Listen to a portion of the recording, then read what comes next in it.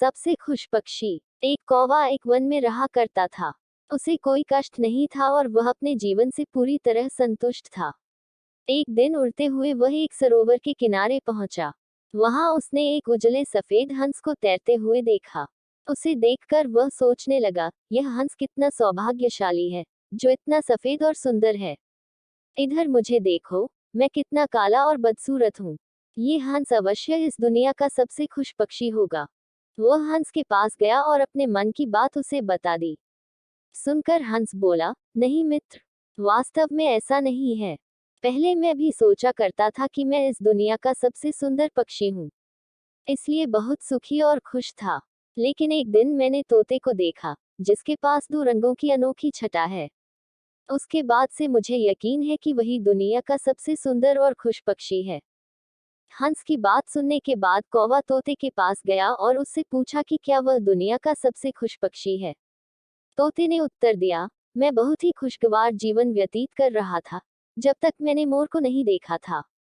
किंतु अब मुझे लगता है कि मोर से सुंदर तो कोई हो ही नहीं सकता, इसलिए वही दुनिया का सबसे सुखी और खुश पक्षी है। इसके बाद कौवा मोर की खोज में निकला। उड़ते उड़ते वह एक चिड़ियाघर पहुंचा। वहां उसने देखा कि मोर एक पिंजरे में बंद है और उसे देखने के लिए बहुत सारे लोग जमा हैं। सभी मोर की बहुत सराहना कर रहे थे।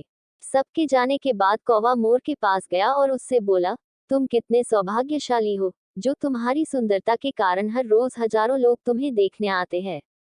मुझे तो लोग अपने आसपास भी फटकने नहीं देते और देखते ही भगा देते हैं। तुम इस दुनिया के सबसे खुश पक्षी हो ना।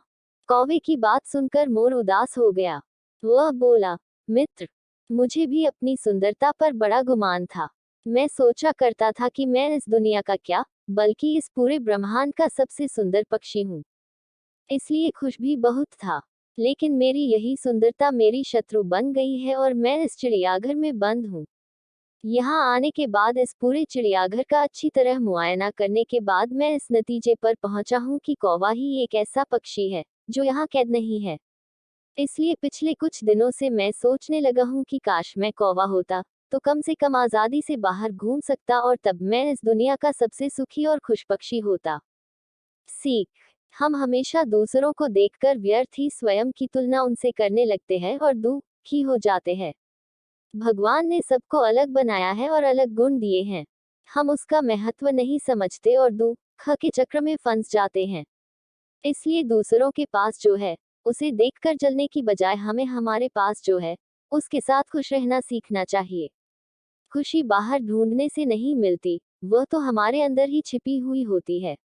अगर यह कहानी आपको पसंद आई हो तो प्लीज़ मेरे चैनल को लाइक, सब्सक्राइब और शेयर करें। धन्यवाद।